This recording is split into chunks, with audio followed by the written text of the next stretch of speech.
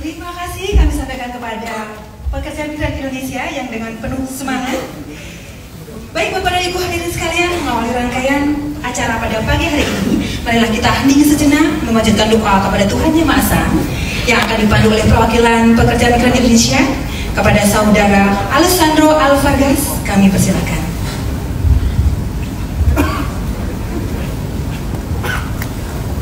Assalamualaikum warahmatullahi wabarakatuh. Waalaikumsalam warahmatullahi wabarakatuh. Bapak, Ibu, hadirin yang berbahagia, marilah sejenak kita bermunajat dan memohon doa kepada Tuhan Yang Maha Esa. Semoga kegiatan hari ini mendapat berkah dan berjalan dengan lancar. Doa akan kami pandu secara Islam, dimohon berada di seluruh penjuru dunia. Ya Allah, Tuhan yang Maha Menjaga, kiranya Engkau terus menjaga dan melindungi kami para pekerja migran Indonesia. Jauhkanlah dari segala cobaan dan permasalahan, sehingga dapat menjalankan pekerjaan dengan baik sampai kami pulang kembali ke Indonesia tercinta. Jadikan peluh keringat kami sebagai amal ibadah yang Engkau ridhoi. Berkailah rizki yang halalan, thayyiban, rizki yang luas dan bermanfaat. Ya Allah, kabulkan doa kami. Rabbana atina fid dunya hasanah wa fil akhirati hasanah wa qina adzabannar. Walhamdulillahirabbil alamin. Assalamualaikum warahmatullahi wabarakatuh. Amin, amin ya rabbal alamin. Terima kasih kepada Saudara Alessandro yang telah memandu doa pada pagi hari ini. Bapak dan Ibu hadirin sekalian, selanjutnya kita akan simak bersama sambutan yang akan disampaikan oleh Ibu Wakil Menteri Pelindungan Pekerjaan Indonesia kepada Ibu Christina Aryani. Kami persilakan.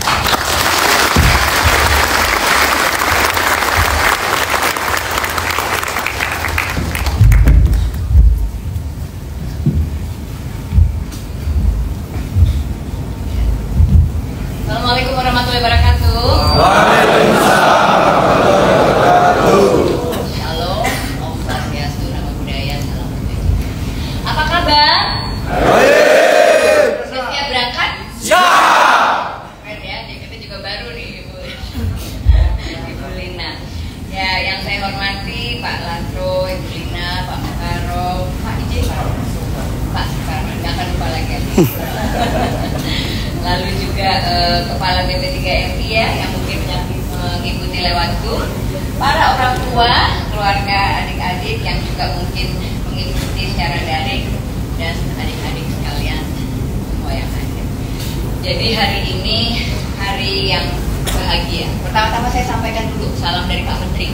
Pak Menteri mohon maaf dia tidak bisa hadir langsung karena ada kegiatan, tapi salam hangat buat adik-adik sekalian dan mendoakan yang terbaik.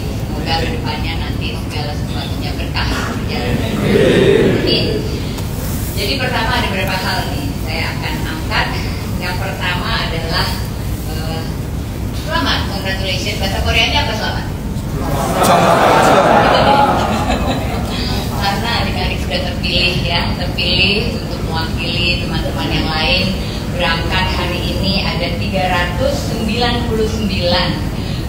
warga negara Indonesia, pekerja migran Indonesia yang akan bekerja di sektor manufaktur dan juga bekerja di sektor perikanan.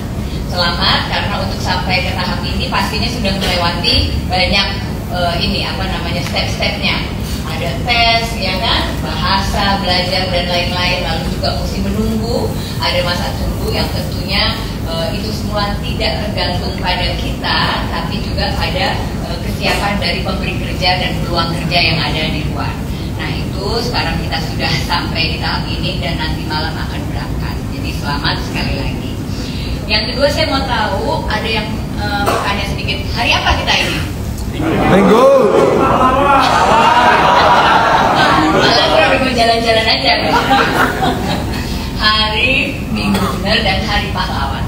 Jadi mengutip tema pahlawan hari ini adalah teladani pahlawanmu, cintai negeri. Nah, kita semua ini beruntung loh. Kenapa? Ibu Kristina ini banyak sakit beruntungnya. Karena iya, kadang-kadang kita lupa bersyukur, ya.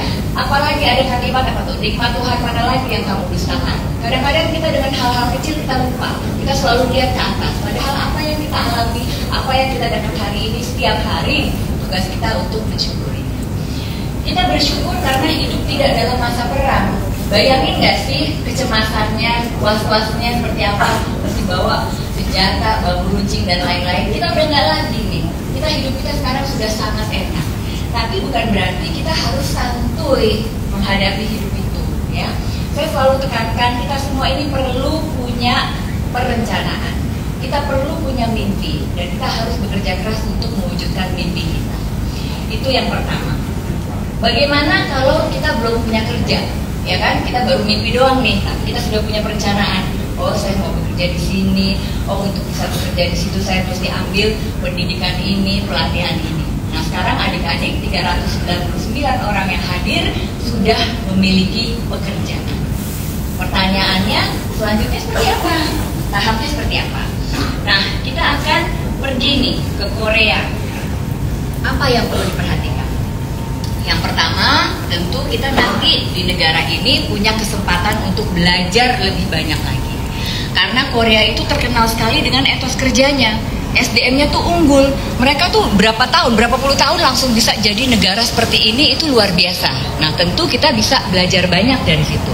Jadi nanti di tempat kerja kalian, lihatin tuh, kepoin gimana sih manajer saya, gimana sih supervisor saya, mereka cara kerjanya seperti apa. Kalian akan bisa belajar sesuatu dari itu, dan itu kemudian bisa diimplementasikan sebagai bekal kalian ke depannya. Yang kedua, soal gaji. Ini kita punya peluang untuk punya gaji yang lumayan, ya. Kalau di kurs hari ini itu sekitar 23 juta. Itu bukan gaji yang kecil. Kalau di sini coba kalian bisa bandingkan S1 bisa dapat berapa dan lain-lain. Ini kesempatan yang baik. Tapi apa yang harus dilakukan dengan gaji ini? Jelas, pertama cover biaya hidup, ya kan, sehari-hari ada biaya hidup. Kedua, mesti kirim ke keluarga, ya dong, kita pasti ikut bantu keluarga di kampung.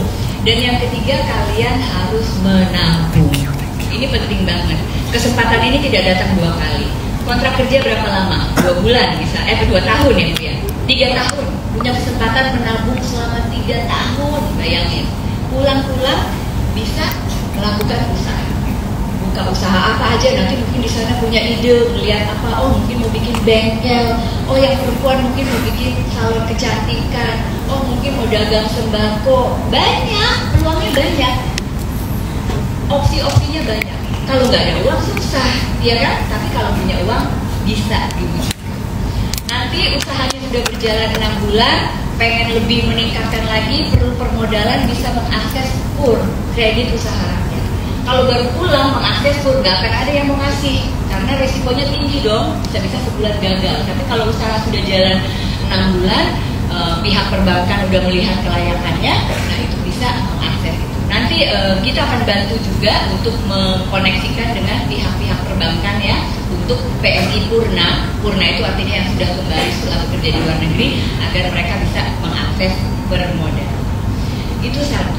Lalu yang selanjutnya, hati-hati dengan hukum setempat. Jadi patuhi peraturan perundang-undangan. Saya pernah bicara dengan satu PNI di Singapura, itu ternyata tangkep ya, sempat di penjara berapa lama. Karena apa? Ngetik bunga di taman. Simple kan kelihatannya, tapi kalau di sana itu menjadi aturan yang kalau dilanggar ada sanksi hukumnya, ya kena juga. Nah makanya jadi adik-adik juga harus hati-hati. Saya pernah ke Angsan ya, Angsan itu udah satu kota juga, di sana ada shelter juga yang untuk membantu warga negara Indonesia. Kebanyakan problemnya itu warga negara Indonesia nyupir tanpa SIM. Nah ini kan kelihatannya simple ya, mungkin cuma mau ke warung bentar lah naik motor, ternyata ke stop sama polisi nggak ada SIM, itu bermasalah. Ketika kita melanggar hukum, lalu mungkin nanti bermasalah, takut dan lain-lain, pergi nih, kabur, meninggalkan, nah itu masalahnya tambah banyak lagi. Jadi PNI yang kabur itu akan kehilangan semua hak-haknya, hak-hak jaminan, asuransi dan lain-lain. mungkin juga gaji nanti juga ada potongan dan lain-lain karena mereka tidak menunaikan kontrak kerja. Jadi kalau sampai ada permasalahan nanti misalnya tidak cocok atau lain-lain, itu ya bicarakan dulu dengan HRD setempat, dengan pemberi kerja, cari solusi bagaimana. Tapi saya nggak mau kalian jadi generasi yang manja ya, yang dikit-dikit terus langsungnya nggak betah, nggak ini, nggak kayak gitu. Hidup itu nggak kayak gitu. Kalau kita udah niat mau kerja di negeri orang, kita harus tough ya, kita harus siap kerja keras. Kalau misalnya sedih apa segala macam, semua orang melalui itu. Tapi bagaimana untuk bisa menanggulangi itu menjadi salah satu yang harus kalian lakukan. Adaptasi dengan kultur dan budaya itu jelas, karena pasti tiap negara punya kultur yang berbeda. Di Jepang berbeda, di Korea berbeda. Nanti kalian akan belajar itu semua dan harus dilakukan.